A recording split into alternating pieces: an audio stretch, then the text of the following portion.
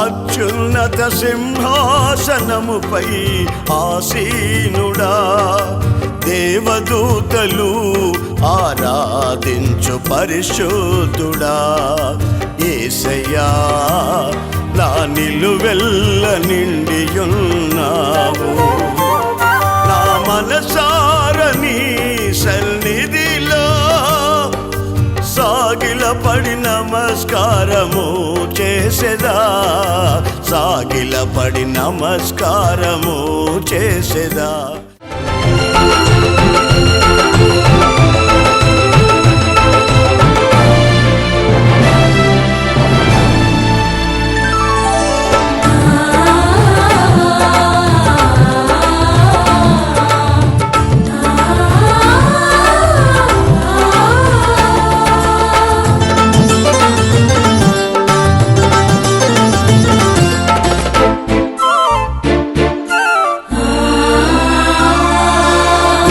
జీవితాన కురిసెనే నీ కృపామృతం, నా జిహ్వకు మధురాతి మధురం నీ నామగానామృతం.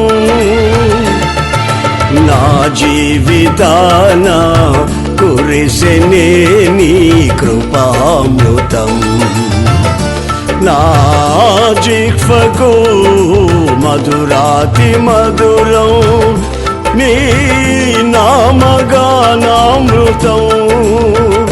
నీ కృపతోనే అనుక్షణం తృప్తి పొందెదను, నీ కృపతోనే అనుక్షణం తృప్తి పొందెదను.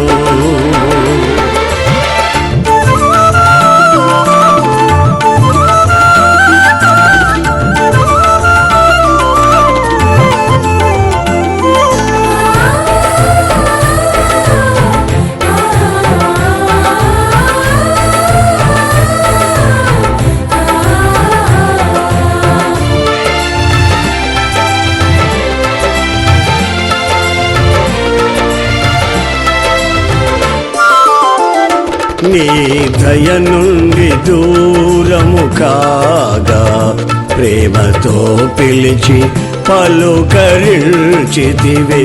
నీ దయ నుండి దూరము కాగా ప్రేమతో పిలిచి పలుకరించితివే. కృపయే నాకు ప్రాకారము గల ఆశ్రయపురమాయెను, నీ కృప వీడి క్షణమైన నేనెలా మనగలను. కృపయే నాకు ప్రాకారము గల ఆశ్రయపురమాయెను, నీ కృప వీడి క్షణమైన నేనెలా మనగలను. నా జీవితాన కురిసెనే నీ కృపామృతం, నా జిహ్వకు మధురాతి మధురం నీ నామగానామృతం. నీ కృపతోనే అనుక్షణం తృప్తి పొందెదను. మన ప్రభు అయిన యేసుక్రీస్తు అతి శ్రేష్టమైన నామాన్ని బట్టి ఈ కార్యక్రమాన్ని చూస్తున్న మీ అందరికీ హృదయపూర్వక వందనాలు. ఈ శుభవేళ ఈ విధంగా మీతో కలవడానికి ప్రభు నాకు ఇచ్చిన అవకాశాన్ని బట్టి మొదటగా దేవునికి హృదయపూర్వకంగా స్తుతులు చెల్లిస్తూ ఈ కార్యక్రమాన్ని ఆశగా ఆసక్తిగా చూస్తున్న మీకును నా హృదయపూర్వకమైన వందనాలు తెలియజేస్తున్నాను. ఇప్పటికే మీరు ఈ కార్యక్రమాలు చూస్తూ చేస్తున్న ఫోన్లో బట్టి ప్రార్థన విన్నపాలను బట్టి నేను బహుగా సంతోషిస్తూ మీ కొరకు ప్రార్థన చేస్తున్నాము అని చెప్పడానికి మేముగా సంతోషిస్తున్నాం. ఈరోజు కొద్దిసేపు దేవుని మాటలు విందాం. దేవుని మాట జీవం కలిగిన మాట. ఆ మాట విన్న ప్రతి వారు దీవించబడతారు, ఆశీర్వదించబడతారు. మనుషుడు రొట్టె వలన కాక దేవుని నోటి మాట వలన మాత్రమే దీవించబడతారనే సత్యం మనం ఎరిగిందే. అది మరొకసారి మీ జ్ఞాపకం చేస్తున్నాం. ఈ యోబు గ్రంథంలో చక్కని మాట రాయబడింది. అదేమిటంటే, నిశ్చయముగా నీవు నీ దుర్దశను మరిచెదవు. ఇక్కడ చాలా తేటగా రాయబడింది ఏమిటంటే, నీ గతంలో ఉన్న దుర్దశను నీవు మర్చిపోతావు, మర్చిపోయేటట్టుగా ఆయన చేస్తాను అని అంటున్నాడు. సహజంగా మన దశల గురించి చాలాసార్లు వేదన పడుతుంటాం. అక్కడ రాస్తున్నది ఏమిటంటే దుర్దశ. కొన్నిసార్లు మానవ మనుగడలో ఎదురయ్యే కొన్ని సంఘటనలు మీ జ్ఞాపకం చేయాలని కోరుకుంటున్నాను. అదేమిటంటే ప్రసంగి గ్రంథం 6వ అధ్యాయం మొదటి నుండి మీరు చదవండి. భూమి మీద సూర్యుని కింద నేను చూస్తున్న ఒక దురవస్థ అని రాస్తాడు సాల్మన్. ఏమిటది? అతనికి 100 మంది పిల్లలుండి కూడా తగిన రీతిగా సమాధి చేయబడకపోవడం. మరో విచిత్రం ఏమిటో తెలుసా? అతడు కోరుకున్నట్టుగా అన్నీ ఇచ్చాడట అతనికి, కానీ అతనికి అనుభవించే శక్తి లేకపోతే మూటగట్టిన సొమ్ము మరొకడు అనుభవిస్తూ ఉన్నాడట. ఇది భూమి మీద ఒక దురవస్థ, బాధాకరమైన విషయం అని బైబిల్ చాలా తేటగా చెబుతుంది.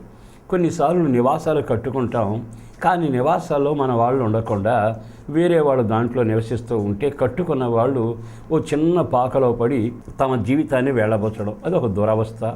కొన్నిసార్లు మనం చూస్తుంటాం, ప్రేమతో రంగరించి పెంచి ఆప్యాయతో వారిని ఉన్నత స్థాయికి నడిపిస్తాం, కానీ వాళ్ళే తిరిగి మనల్ని నిరాకరిస్తే ఒంటరిగా మిగిలిపోయినప్పుడు ఆ దుర్దశ, ఆ దురవస్థ ఎంత బాధాకరం.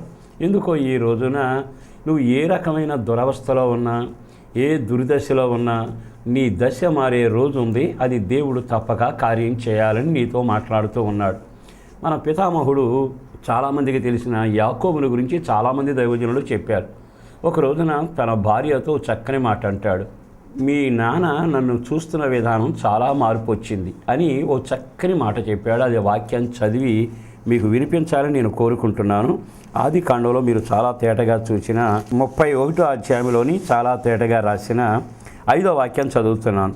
మీ తండ్రి కటాక్షము నిన్న మొన్న నా మీద ఉండినట్లు ఇప్పుడు నా మీద ఉండలేదు అని నాకు కనబడుతున్నది అని చెబుతున్నాడు. అంటే మనుష్యుని ప్రేమ ఎంత మార్పు వచ్చిందో గమనించి, ఒకప్పుడు ఇంట్లో నేను ఎంత ఘనంగా ఎంచబడ్డాను, ఎంత విలువైన వ్యక్తిగా ఉన్నాను, కానీ ఈ రోజున నిన్న మొన్న ఉన్న ప్రేమ లేకుండా నా జీవితం ఇలా అయిపోయిందే, ఆ ప్రేమ కరువైపోయిందని బాధపడుతున్నాడు. అతగాడే మరొక మాట కూడా అన్నాడు.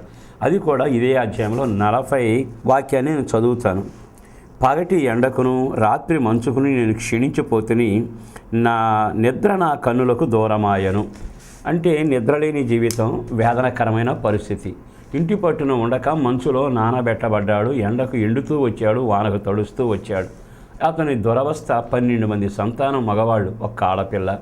కానీ ఆస్తిపరుడే, కానీ తన జీవితంలో ఎంతటి దుర్దశలో ఉన్నాడో మనం గమనిస్తాం. అదే తర్వాత వాక్యం చదివితే, మీ తండ్రి నా జీతాన్ని 10 సార్లు మార్చాడు అని చెబుతున్నాడు. అంటే జీతాలు మారినప్పుడల్లా వాళ్ళ బ్రతుకుల్లో ఎదురయ్యే ఓ దుర్దశ, దురవస్థ, చాలని అనుభవాలు, పదవిలో కొన్నిసార్లు మార్పులు కలగడం, కుటుంబాల్లో విచిత్రమైన సన్నివేశాలు జరగడం, కొన్నిసార్లు నెమ్మది నోచుకోక, కంటికి నిద్ర లేక, ఇంటి పట్టున లేకుండా జీవితంలో ఎక్కడో నీ జీవితం కొనసాగటం బాధాకరం కాదు.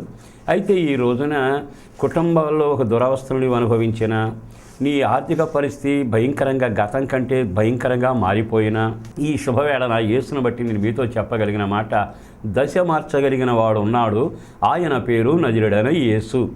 ఈరోజు ఆయన చాలా తేటగా చెబుతున్నాడు. నీ దశ మారాలని కోరుకుంటున్నావు.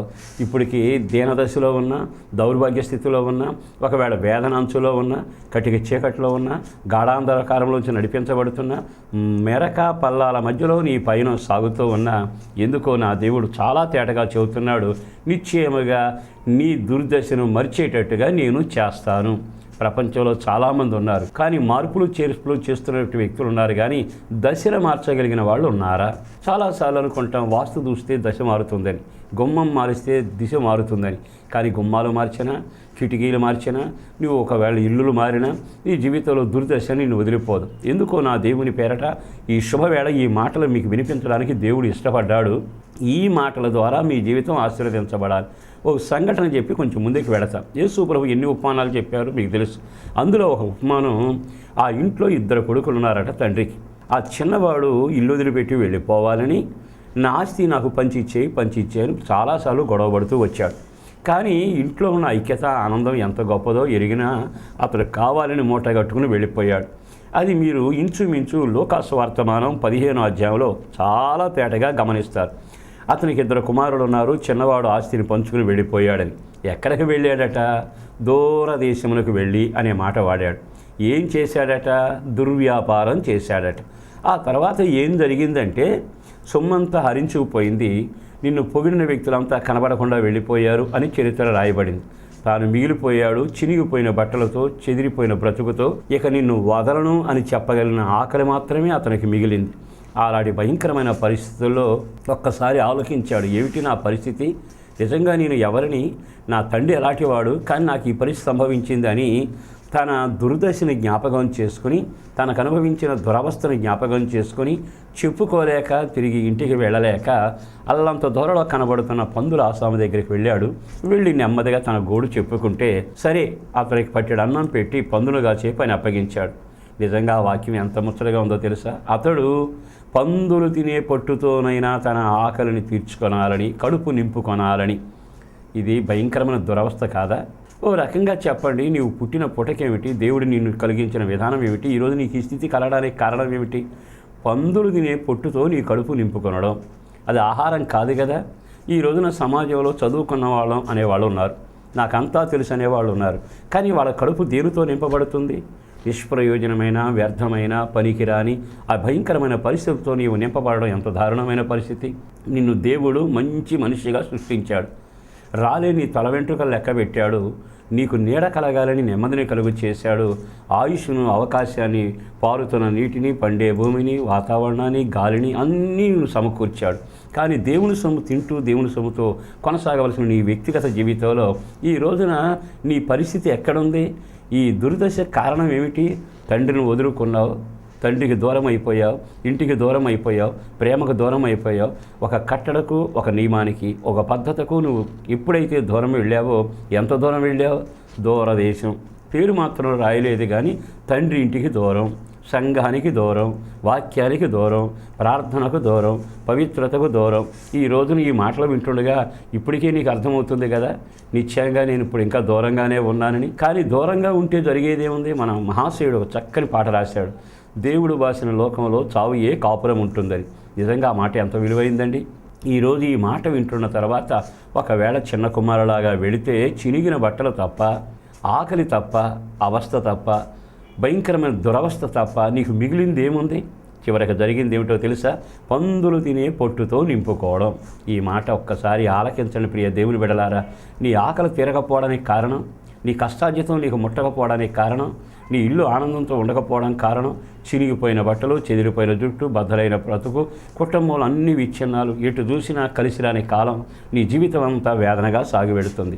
ఎందుకో ఈ శుభవేళ నీతో ఈ మాటలు నా దేవుడు వినిపిస్తూ ఉండగా ఒక్కసారి ఆ మాట బాగా ఆలకించి, నీవు కానీ ఒకవేళ ఆ స్థితిలో ఉంటే పందులు తినే పొట్టు అంటే నువ్వు తినాల్సింది ఏమిటి, తింటున్నదేమిటి, నీ ఉన్నత స్థాయి ఏమిటి, నీ ఇప్పుడు జరుగుతున్న పరిస్థితి ఏమిటి? నిజంగా అది దురవస్థ కాదా? ఒక రకంగా అది భయంకరమైన దుశ్చర్య, నీ జీవితంలో ఎన్నడూ చూడని ఒక భయంకరమైన దుర్దశ కదా. నీ తండ్రి ఎవరు, నీ బ్రతికేమిటి, నీ పేరేమిటి, నీ యొక్క మనుగడ ఏమిటి, ఈ రోజున నీకు ఈ స్థితి కలగడానికి కారణం ఏమిటి?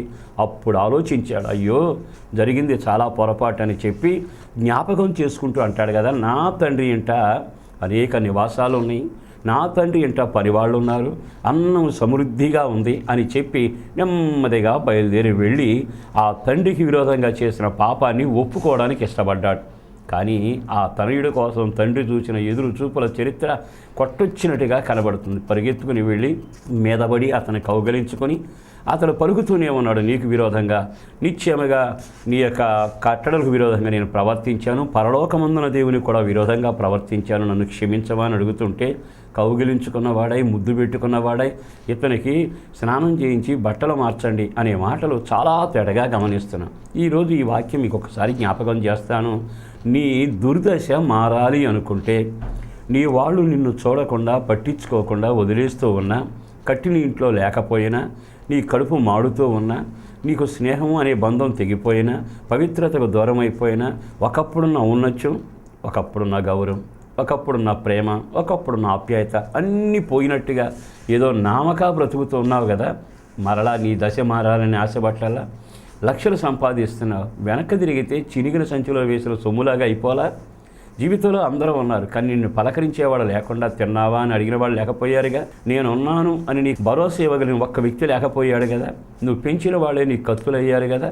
నీ జీవితంలో పరుగులు తీస్తున్న పరుగు నీకు ఆయాసం తప్ప ఏం మిగల్చలేదు కదా. చెమటే నీ ఆస్తి అయింది, చినిగిన బట్టలే నీ సొమ్ము అయ్యాయి. ఎందుకో నా దేవుని బట్టి బ్రతిమలాడుతూ చెబుతున్న యోబు గ్రంథంలో రాయబడిన మాట ప్రకారం నీ దుర్దశను మార్చగలిగిన వాడు ఉన్నాడు. అది అనారోగ్య పంచైనా, వేదన పరిస్థితి అయినా, మానలేని పాపమైనా, పాపంలో కూరుకుపోయినా, విడుదల పొందిన చీకటి శక్తులైనా, ఒకప్పుడున్న గౌరవం పోయిన బద్దలైన బ్రతుకైనా, ఈరోజు నా దేవుని మాట నీ వినగలిగితే ఓ ఉన్నతమైన కార్యం దేవుడు చేస్తాడు. మరి తప్పిపోయిన కుమారుని చరిత్రలో చేసిన ఆ దేవుడే నీకు చేయగలిగిన వాడు కదా. ఆ ఇంట్లో వాడు అతడు దూరం అయిపోయినాక పడిన కష్టాలను మనం గమనిస్తున్నాం. ఒక్క మాట మీతో నేను బైబిల్లోంచి చెప్పాలని, చదవాలని కోరుకుంటున్నాను. ఒక్కసారి యోబు గ్రంథంలో చాలా తేటగా రాయబడిన ఆ వాక్యాన్ని మీకు జ్ఞాపకం చేస్తాను. యోబు గ్రంథం 11వ అధ్యాయంలోని 13వ వాక్యం నుంచి ప్రారంభిస్తున్నాను. మీరు ఒక్కసారి ఆ వాక్యాన్ని బాగా గమనించండి. నీవు నీ మనసును తిన్నగా నిలిపిన ఎడల, నీ చేతులు ఆయన వైపు చాపిన ఎడల, పాపము నీ చేతిలో ఉండడం చూచి నీవు దానిని విడిచిన ఎడల, నీ గుడారములో నుండి దుర్మార్గతను నీవు కొట్టివేసిన ఎడల, నిశ్చయముగా నిర్దోషివై నీవు సంతోషించదవు, నిర్భయుడివై స్థిరపడదువు, నిశ్చయముగా దుర్దశలు మరిచెదవు. ఎంత చక్కని వాగ్దానాలు కనబడుతున్నాయి. నీకు సంతోషం కలుగుతుంది, నీవు స్థిరంగా ఉంటావు, నిశ్చయముగా నీకు సంతోషం కలుగుతుంది, నీవు స్థిరంగా ఉంటావు, నీ దుర్దశను మర్చిపోయి మంచి రోజులు నీకు వస్తాయి. ఈ మాటలు వింటుండగా నిజంగా నా దశ మారాలని నీకు ఆశ లేదా? ఇంకా కురిగిపోయిన పాపంలో, చెదిరిపోయిన బ్రతుకులో, నిరాశ నీడలలో, భయంకరమైన ఆవేదన మధ్యలో ఎంతకాలం సాగుతావు? ఎందుకో ఈరోజు ఈ మాటలు నీకు చెబుతుండగా నా దేవుడు నిన్ను కూడా దీవిస్తాడని ఒక సంతోషం నా గుండెల్లో పెళ్ళుపుకుతూ ఉంది. ఇక్కడ రాయబడిన మాట ఏమిటంటే, నీ మనసు ఆయన వైపు తిప్పడం, తిన్నగా ఆయన్ని చూడడం. ఈరోజు ఎంతకాలం మనుషులను చూసావుగా, డబ్బును చూసావు, పదవిని చూసావు, మంత్రులను చూసావు, సామంతులను చూసావు, నాకు అంగబలం, అర్ధబలం, బజారంతా మా వాళ్ళే అని అనుకున్నావే. ఎవరైనా నీకేమైనా చేయగలిగారా? ఇక్కడ ఒక సర్వశక్తిమంతుడు ఉన్నాడు. ఆయన వైపు నీవు తిన్నగా నీ మనసును నిలిపి ఆయన వైపు నీ చేతులు చాపిన ఎడల. చేతులు చాపడం అనేది అర్థించడం, యాచించడం. ఇంతకాలం మనుషుల చుట్టూ తిరిగి ఎన్నిసార్లు అర్థించావు, అర్జీలు పెట్టావు, అవస్థలు పడ్డావు, కానీ ఫలితం శూన్యమే. కానీ చరిత్ర తిరగబడేటట్టుగా ఈ రోజున నీవు కానీ ఆయన వైపు నీ చేతులు చాపి, అయ్యా సర్వశక్తిమంతుడా నా పట్ల కార్యం చేయవా, సర్వశక్తిమంతుడా నన్ను కనికరించవా అని కానీ ప్రార్థన చేయగలిగితే ఒక అద్భుతమైన కార్యం నా దేవుడు నీ జీవితంలో చేయబోతా ఉన్నాడు. ఇంకొక మాట కూడా చెబుతాను. నీ చేతులు చాపినప్పుడు నీ చేతుల్లో పాపం కనబడిన ఎడల. ఎందుకని అంత తేటగా చెప్పాడు? ఆ చేతుల్లో పాపం, నీవు చేతులారా చేసిన పాపం నీకు ముచ్చట కలిగించింది. నువ్వు చేసిన పాపం నీకు సంబరం అనిపించింది. అది పాయసంలాగా అనిపించింది, ప్రమాదకరమైన పాము కాటులాగా అనిపించలేదు. ఈ రోజున పాపం పెరిగిపోయి, పాపంలో ఎడవబడి, పాపం చేత నీవు కొనసాగుతూ, ఓ మాట చెప్పనా, పాపాలు ఎక్కువ చేసిన వాడు డిగ్రీ పుచ్చుకున్నట్టుగా ఫీల్ అవుతున్నాడు. ఈ రోజున నా యేసుని బట్టి చెబుతున్నాను, నీ కన్నీళ్ళకు కారణం, నీ దురవస్థ కారణం, నీ దుర్దశ కారణం, నీ వేదన కారణం కేవలం ఈ పాపమే. అందుకని పాపం అనేదాన్ని వినడానికి ఇష్టపడని రోజులు ఇవి. పాపం అంటే దానికి రంగు పూసి ఊరేగుతున్న రోజులు ఇవి. అయినా ఆ పాపం పాపమే, పాపం వల్ల వచ్చే జీతము మరణం. మరొక మాట చెప్పాలి అనుకుంటే నిప్పు లాంటిది. ఎవరైనా నిప్పును జేబులో వేసుకుని ఊరేగుతుంటారా? ఒకప్పుడు నేను అదే స్థితిలో ఉన్నాను, కానీ ప్రభు కనికరం ద్వారా ఈ రోజున ఈ స్థితిలోకి రాగలిగాను. నా దశను మార్చిన వాడు మీ దశను మార్చగలిగిన వాడు.